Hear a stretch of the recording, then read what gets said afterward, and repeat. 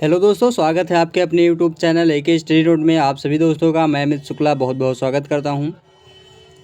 आज की इस वीडियो में हम बात करेंगे दोस्तों बी थर्ड सेमेस्टर के सभी छात्र छात्राओं का जिनका पॉलिटिकल साइंस सब्जेक्ट है। और पॉलिटिकल साइंस में जितने भी जो प्रश्न बनते हैं वो आपको यहाँ पे हम सॉल्व करेंगे, और जो आपके टॉपिक छूटे हुए हैं वो आपको यहाँ से क्लियर करते चलेंगे।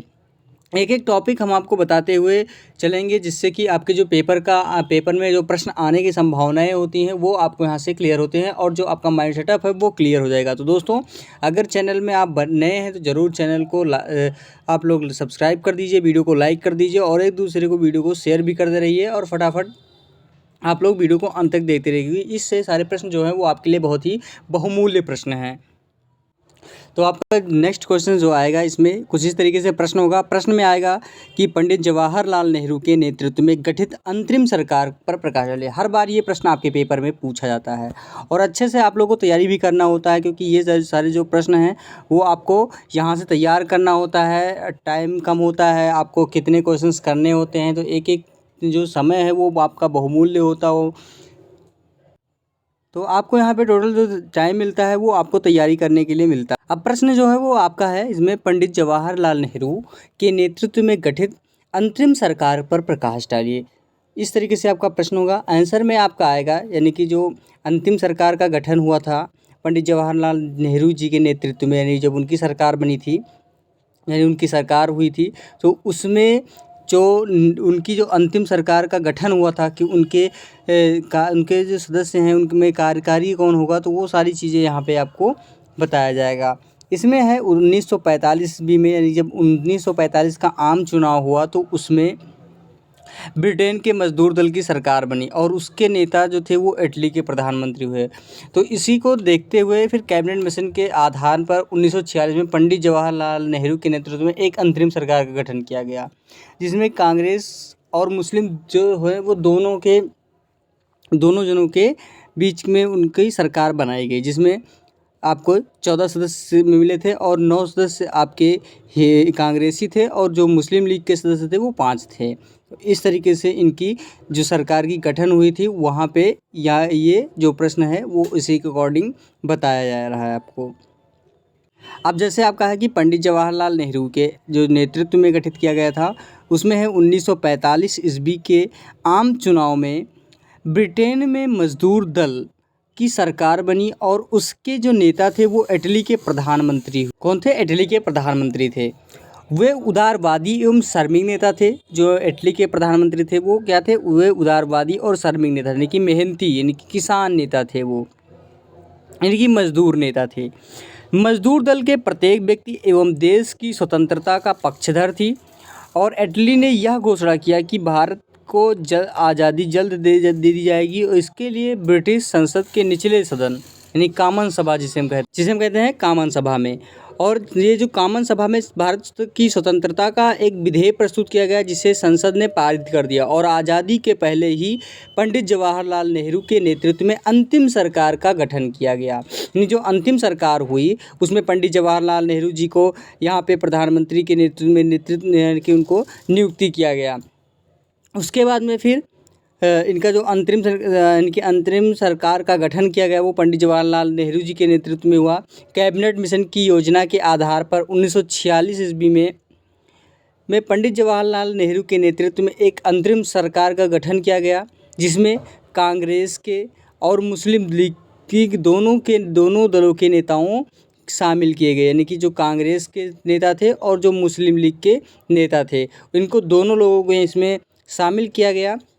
और इस अंतरिम सरकार में 14 सदस्य को शामिल किया गया। इसमें कांग्रेस के जो है वो 9 सदस्य थे। कितने सदस्य थे? 9 सदस्य थे। और जो मुस्लिम लीग के सदस्य थे वो 5 सदस्य थे।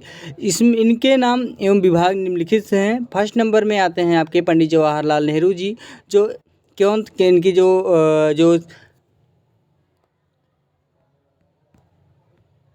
जो इनके विभाग हैं उसके नाम, और जो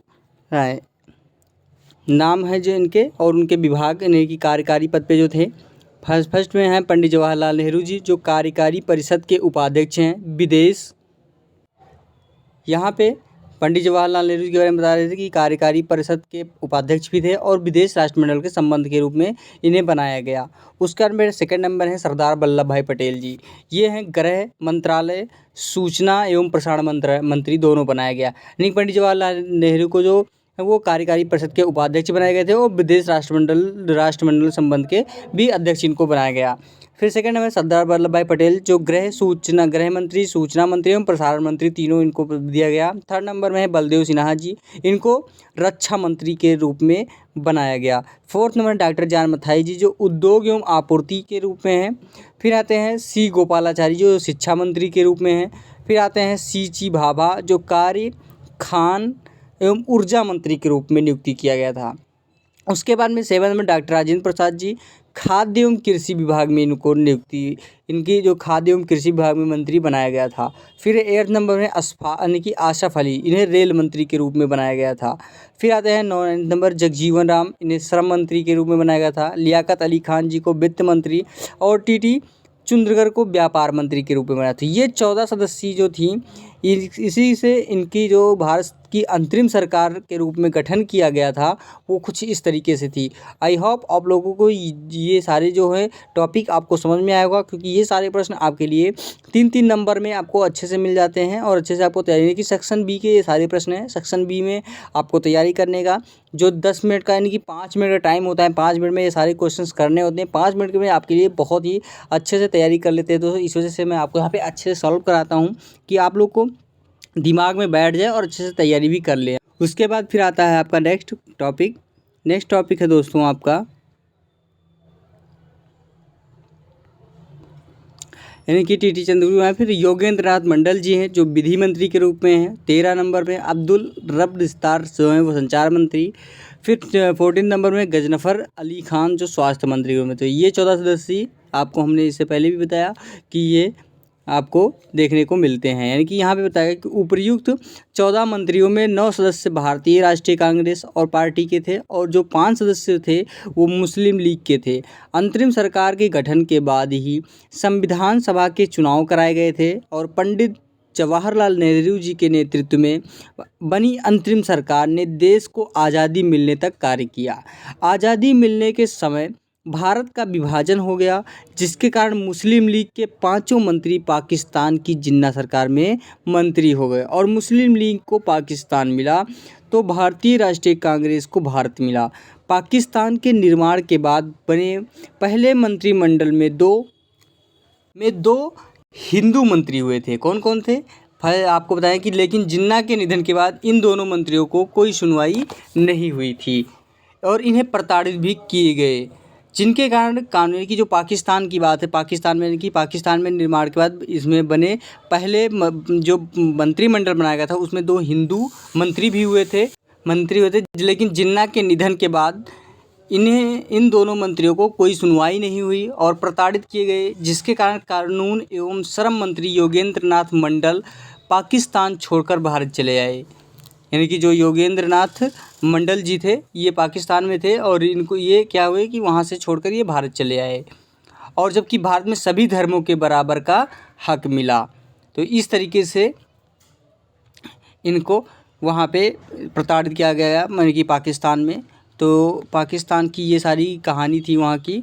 तो भारत में तो सभी आपको पता है कि जो भारत की यहाँ की धर्म सिस्टम है वो आपको सबको बराबर का हक मिलता है, लेकिन वहाँ पे जो है वो भारत की यानी पाकिस्तान की जो स्वतंत्रता का अधिकार है वो आपको वहाँ पे पूर्ण रूप से नहीं मिलता है। तो वहाँ पे धर्म का भी देखते हैं, स्वतंत्रता का अधिकार का भी देखते हैं। तो सारे जो आपके जो टॉपिक है वो आपको वहाँ पे नहीं मिलते हैं। फिर आता है नेक्स्ट क्वेश्चन आता है दोस्तों कि 44 है कि 44वें संवैधानिक संशोधन के द्वारा राष्ट्रपति की स्थिति को स्पष्ट कीजिए। बहुत ही महत्वपूर्ण प्रश्न है आपका और इस वीडियो का सबसे लास्ट प्रश्न है, क्योंकि इसमें आपको 2 प्रश्न बताया हमने। इसमें आपको ये सारे प्रश्न आपके सेक्शन बी में पूछे जाते हैं। इसमें आता है कि 44वें संविधान संशोधन यानी 1978 ईस्वी में जो 44वां संविधान संशोधन निर्धारित किया गया तो 1978 में किया गया था। इसमें राष्ट्रपति की स्थिति के बारे में निम्न प्रावधान बताए गए हैं। कौन कौन से? फर्स्ट नंबर में बताया गया है कि राष्ट्रपति आपात की घोषणा अब मंत्रिमंडल के लिखित अनुरोध पर ही कर सकता है।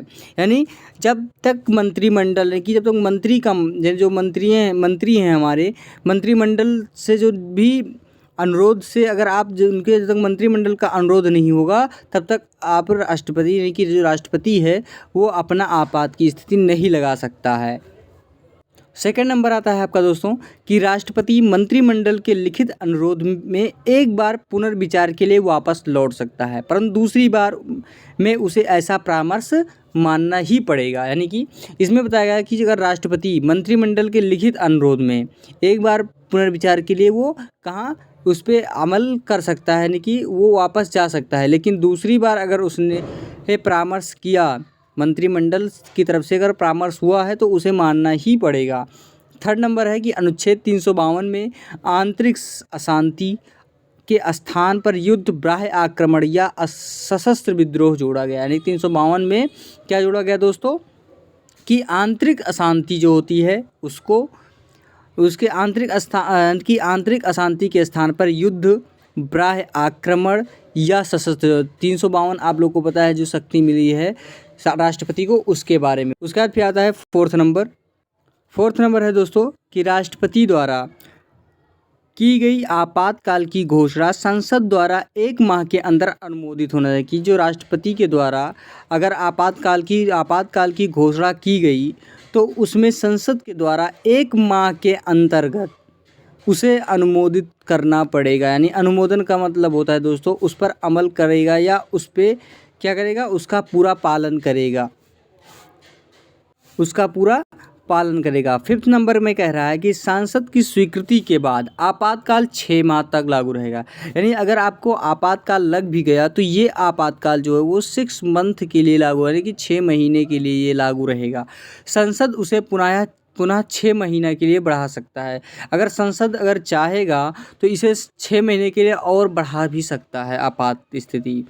उसका भी आता है कि संसद के साधारण बहुमत से आपातकाल को समाप्त किया जा सकता है। यानी कि अगर संसद में सभी की बहुमत है, यानी बहुमत का मतलब होता है दोस्तों सभी की एक साथ नहीं एकजुट हो गए तो इस आपातकाल को समाप्त भी कर सकते हैं। तो इस तरीके से जो नियम है यानी कि अनुच्छेद 44वें संविधान संशोधन की 44वां जो संविधान संशोधन किया गया उसमें ये सारी चीज़ें जोड़ी गई और ये सारी चीज़ें आपको मिली, वो आपके लिए बहुत ही मोस्ट इम्पॉर्टेंट है। तो दोस्तों आई होप आपको ये सब आपका क्वेश्चन भी ये भी समझ में आया होगा। और दोस्तों वीडियो अच्छी लगी हो ज़रूर लाइक करें, चैनल को सब्सक्राइब करना बिल्कुल ना भूलें, एक दूसरे को वीडियो को ज़रूर शेयर करते रहिए।